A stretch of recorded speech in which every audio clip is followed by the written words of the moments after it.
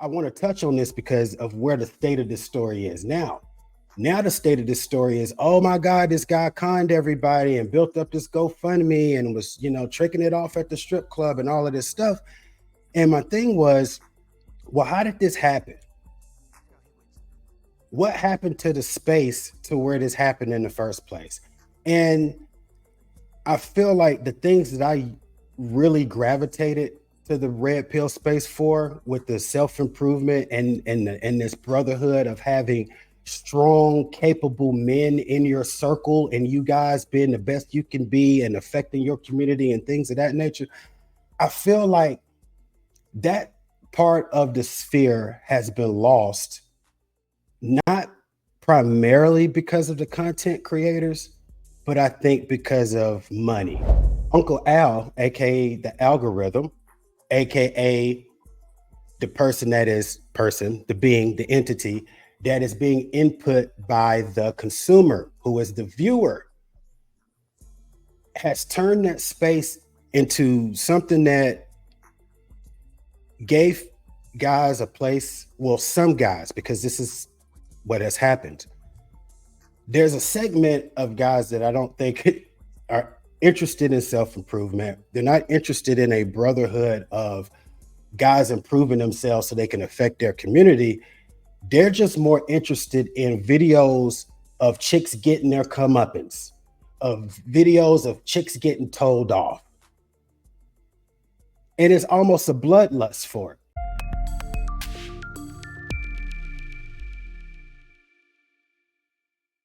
So, first off, I have a bit of a nostalgic gripe, like I was saying, with the red pill manosphere space. And Shaw, I really wish Miss Shaw was in here, because I know she sees some of that stuff, because she's a subscriber to Chisha's Jed and the Coffee Pods. Shout out to Chish and shout out to Q Shaw. So I know she's familiar with some of this stuff, and I guess too, I'm gonna pose a question up here, and hopefully in the replay, if you see this, you answer it in the comments as well, because I'm really curious, and I want to know, is the red pill space beneficial? And the reason I'm asking that, like I said, this is just a bit of a small nostalgic gripe as far as with the space. And my gripe is when I first saw material from the manosphere space, it was probably it was during pandemic time, like 2021. And of course, I saw the Average at Best video, like a lot of people got introduced to. And so, of course, I saw some Kevin videos. And after that, YouTube started feeding me the content creators. And initially, I was like, wow, this is an interesting space, because men typically don't, on a deep level, don't talk about relationships. We don't talk about what we experience, what we're going through. Really, we'll just talk about superficial stuff at a barbershop, like, oh, these chicks is crazy, or Beyonce fine, superficial, topical things like that, but nothing deep as far as, what was my shortcoming? Why did this relationship fail? Was this expectation realistic? Things like that. So it was interesting and refreshing to be like, oh my God, there are guys that are talking about these things, and you're like, okay, I'm kind of not crazy in my experience. So that was refreshing. But the other thing that I really, really liked about discovering the manosphere red pill space, again, 2021, pandemic time, was that there was this big emphasis on being the best version of yourself, this whole self-improvement thing. And then it seemed like there was this brotherhood of creators that wanted to push for this self-improvement, that wanted to push for this strengthening of families and keeping men in the household. And I was like, oh my God, this is ridiculously admirable. I love this. And so you fast forward to now, and the reason I'm bringing this up, let me get my screen shared. Some of you, if you're familiar again with the red pill space and the manosphere space, probably there's no way you didn't know about the Balloon Plumber guy. Let's see if I share the screen here. Make sure this is shared the way I want it.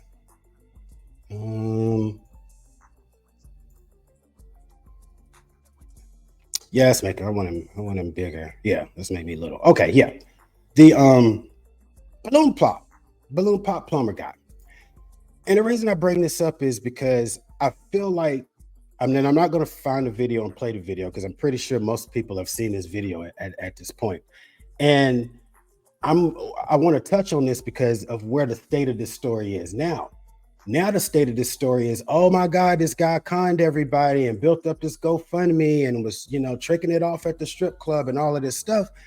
And my thing was, well, how did this happen? What happened to the space to where this happened in the first place?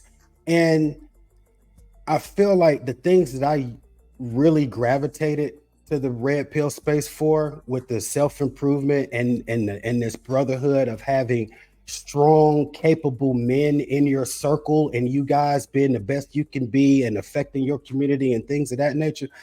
I feel like that part of the sphere has been lost, not primarily because of the content creators, but I think because of money, which, as most people are saying in a note, ruins just about everything.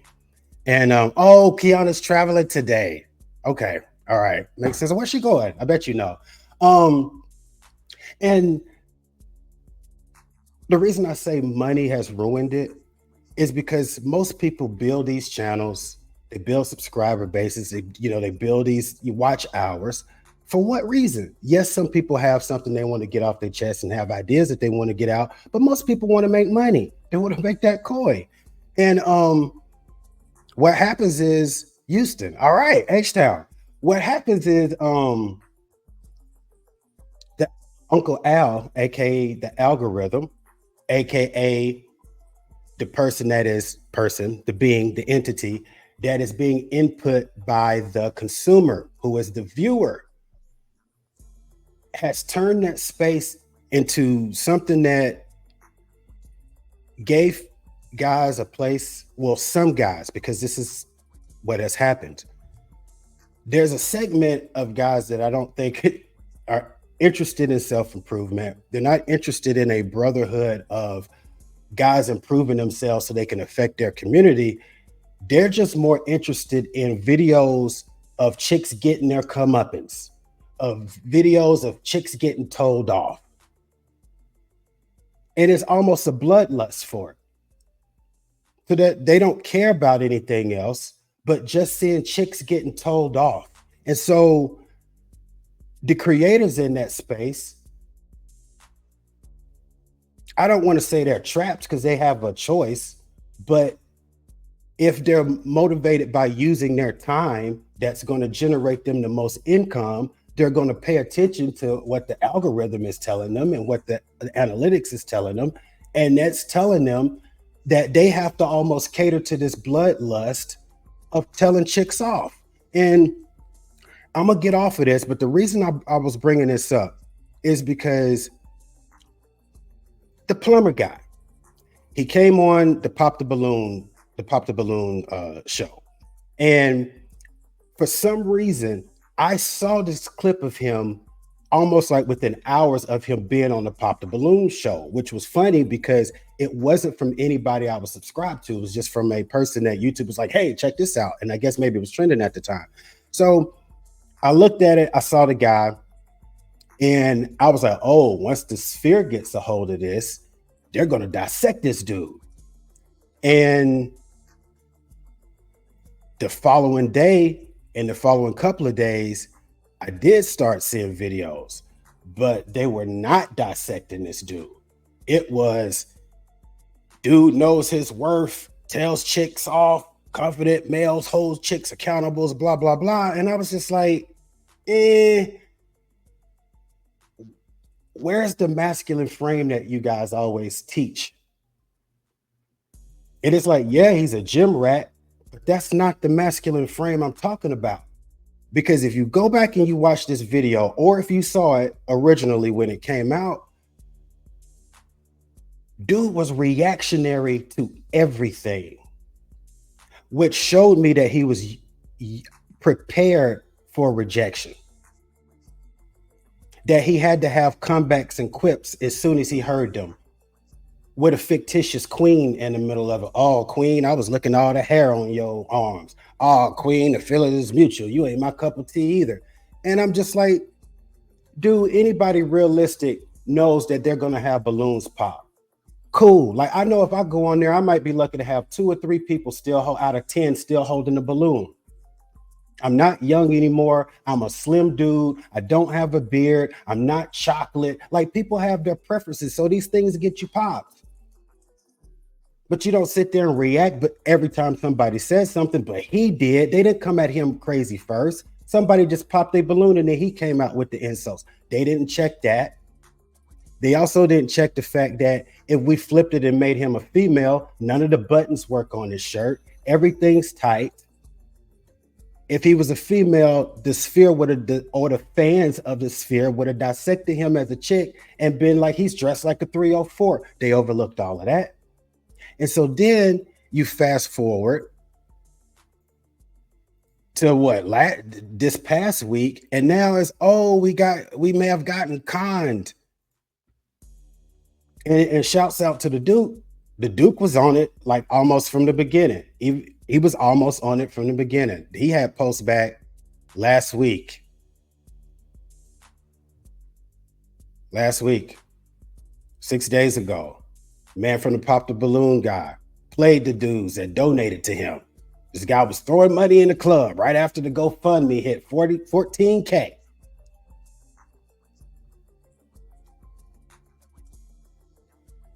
Told y'all he was lying.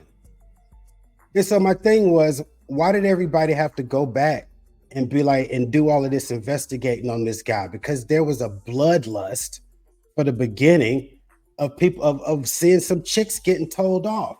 And I'm gonna get off of this, but my thing is with the guys that have a bloodlust for that. And I'm not saying that some people don't need to be held accountable and some females don't be out of pocket. But just having a bloodlust to see some female getting their comeuppance, just so you can regurgitate stats like, oh, well, you can't want 6 figures because the average man makes 50K and the average black man makes 42K. So that's unreasonable. Why is it not unreasonable that the average should be, let's say, 60K? We only make 13% of the population. It should be easier to get our income levels up quicker. So anyway, my point on that is that I've got friends of the channel, you know what I mean, that I follow that are in the sphere, and I just really hate that the stuff that I loved about it, and I know that there are other people that like that aspect, but I know that we're the minority. Because again, the analytics is telling them. But I do wish that we could get a little bit more of that self-improvement content. That was the thing that really made me fall in love with it. And don't get me wrong, there are guys that do have camaraderie, work together. I have some, you know what I'm saying? Shouts out to Jason, Dearworld Christian, Commander Coop, Do Better Podcast, JR Wisdom, great brothers, strong brothers, professional brothers, most of them ex-military, JR and Coop. Jason's former educator, but I love these guys. I love what they've done for me. I love how they inspire me, you know. So I do love that. I just wish it was more of it as far as content, but I get it because that's not what gets the views. So anyway.